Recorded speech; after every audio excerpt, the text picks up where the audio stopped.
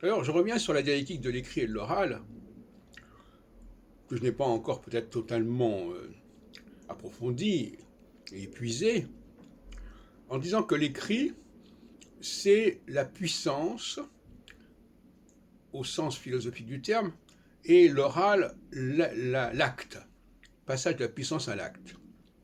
Et la puissance, c'est aussi l'essence. Et l'acte, c'est aussi l'existence, si on veut. Donc, l'existence se diversifie considérablement, alors que l'essence, elle est relativement centrée. Alors, dans le cas de la linguistique, qui nous occupe ici, le mot écrit est essentiel, si on peut dire, et son traitement oral, sémantique et autres est existentiel. Et il faut absolument distinguer ces deux plans.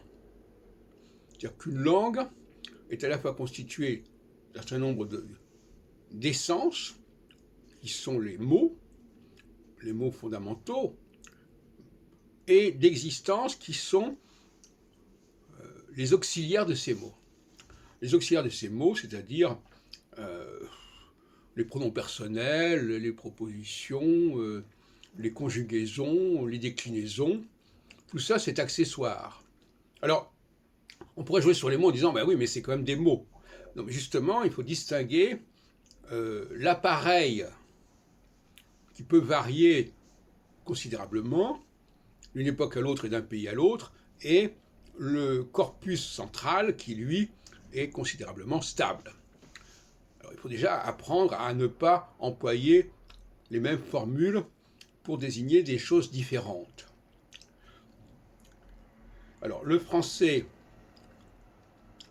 est donc, d'une part, le français véhicule des milliers de mots,